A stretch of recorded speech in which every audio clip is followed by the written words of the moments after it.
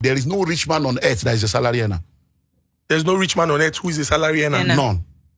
Everyone that is wealthy today, they don't depend on salary alone. Number 2, there is no rich man on earth that has only one source of income. Never. Not one.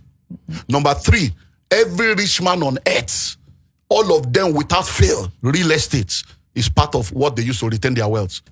Schools were not created to make you rich.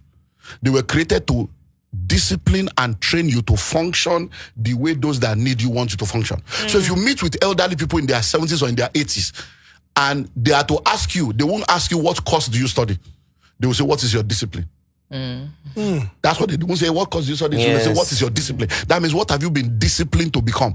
That's why all your life, you have an identity. You go to school, when you come out, they say, what's this? I say, I'm doctor, I'm engineer. You forget your name. You now start introducing yourself with the title they give you because you went to school to be trained to become what they want you to become. So there was nothing wrong in education in the days of our parents. But what they did not realize was that the colonial masters were using this for a purpose. That is why we still have the problem today. So when you go to school, they teach you to become this, and then you become it. But the world has evolved. We have moved from industrial age now. We are now in the age of technology. We are in what we call the 4th industrial revolution. The 5th one is emerging now. So all those things now, don't forget that when we were growing up, if you say you want to be an actor, you say, hear me, you want to be a footballer, hey, village people. Today now everybody wants to be a footballer. But all those things have now expired. Now everybody wants to move to the next level, IT, tech, and all the tech. So that's so now, when you go to school, you learn, you come to use. But in order for them to keep you for 5 years or 4 years, they have to teach you what you need and what you don't need. Over 80% of what you learn in school today is useless when you graduate. Over 80%. Over 80%. Yes. It's useless. When You you IDX. Over 80% is useless. Now, number 2, the world that existed when you do, is it the matric they will do first? I mean, convocation. Matric first, convocation last. The world that existed when you did matric, by the time you are doing convocation with the next gown, that world is no more in existence. Because every 5 years, there's a new world. 2019 and now are 2 different worlds. Pre-COVID, post-COVID. In 2019, nobody will ask you, is it virtual? It was not in our vocabulary. That's a new word. Before 2019, nobody will say, I want to work remotely. So if you are still now oppressing, no, you cannot do this. It's because you are still an analog mind in a digital age. You don't realize that things have changed. So companies are now rewriting policies, rewriting HR policy. Why? Because it's a new world. So people that are now telling you go to school, go and study this, go and study that, they are not bad people, but they are expired people. They are sincere, but they are sincerely wrong. They are telling you to go and do something that is useless. They are telling you to go and prepare to solve problem of yesterday instead of preparing you to solve tomorrow's problem. So they are no more relevant. So go to school to study a course that will solve today and tomorrow's problem. Not yesterday's problem. Because with the advent of AI, 4th industrial revolution, animatics, robotics, 3D printing, forget it all.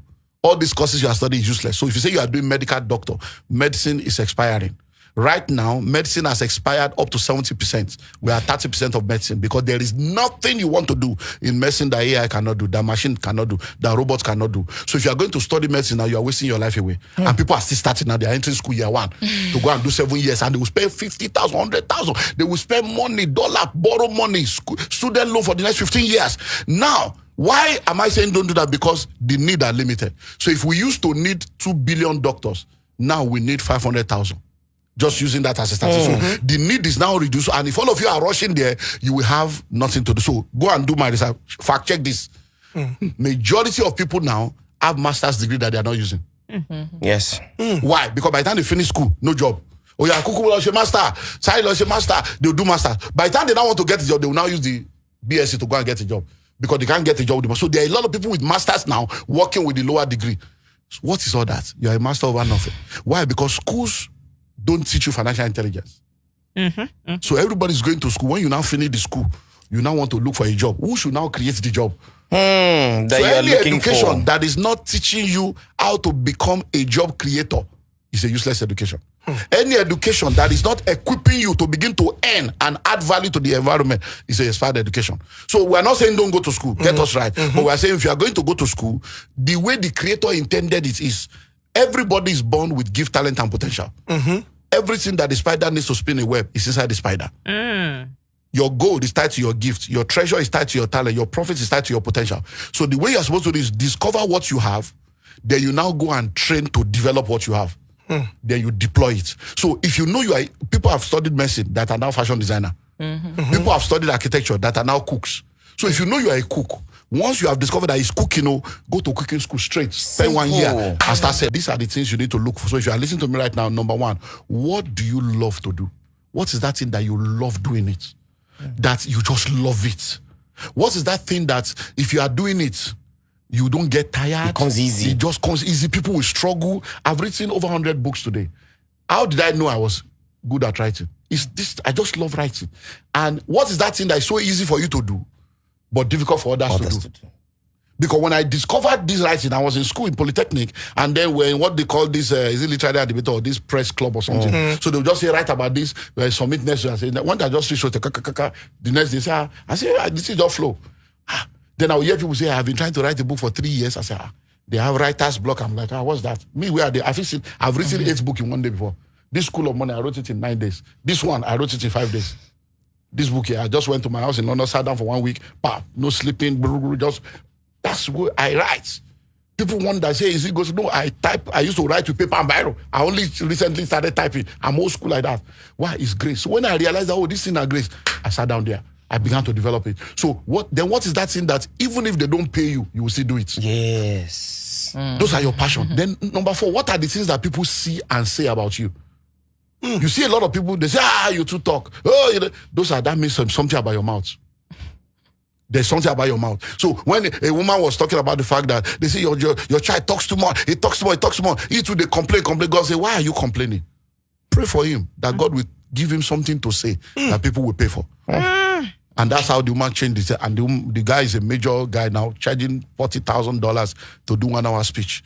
So what are the things that people are saying about you? Sometimes you are not a pastor, say, pastor, they'll be calling you a lawyer, engineer. They are calling you what they are saying. Next, what are the things that people find it easy to support you about? There are some things you want to do, nobody wants to support you. But some things, they say, if you want to do that, I will support you. Say, why am I? Because provision. Where there is a vision, there is a provision. So we go for vision. So whatever you find it easy for people to support you, when you ask for it, people are ready to help you. Even when you're there, if you are ready for this, I will do it. Why are they ready to pay for this one? Where I want to do, they're not ready. That means there's something there. So those are all the signs. What are the things that you can give 100% of your life to? That if that's all you have to do, you do. Those are the pointers to what your passion is. What are the experiences you have gone through that you have conquered? Because God always brings us out of a misery and create a ministry out of that misery. So most of the time, people that are into healing ministry, they have been sick before. People that are into prosperity ministry, they have been poor before. Most of the time, God brings you out to send you back to where he brought you out from, to go and set people free with the same freedom he has given you. So, but in this part of the world, we want to hide our past and hide our experiences. But those are the pointers to your future, because vision is insight. Based on, vision is foresight. Based on insight with the benefit of hindsight. So vision is foresight. Where do I see God taking me to? From the way I'm feeling, I think this is the direction. Based on that experience, I think that's why I went through it. That's why I went through that. This is where I should go. That's what vision is. It's the unfolding of that dimension. Now listen, for you to ever succeed in business, you need technical skills and business skills. So you are a good cook, technical skill. It doesn't mean you will succeed in business. You are a fashion designer, you can sew clothes. It doesn't mean you will succeed in fashion business. So you need business skill. So now you can cook, that's technical skill. Do you know how to get customer? Do you know how to price? Do you know how to manage money? Do you know how to manage crisis? That is business skill. So what needs to happen is you now need to partner. So you have the technical skill, and then you get someone that has a business skill, and then you run a restaurant. You are behind the scene, making sure the food is good, all the recipe is good, but the person is the one in charge of the business. You may even be the owner that have 80%, but the person is the one everybody will know that has the 20%. So he's doing the show, you are doing the business. But if you have ego, that they must know me, now me get the business, show me for poster, show me for this, then you are not ready. Because you achieve more when you don't care who gets the credit. But when you want to be the one, think about it. All the musicians we know today that we are shouting that they are making this, do you know they have manager? Do you know they have manager? The manager is making more money than them. Yeah.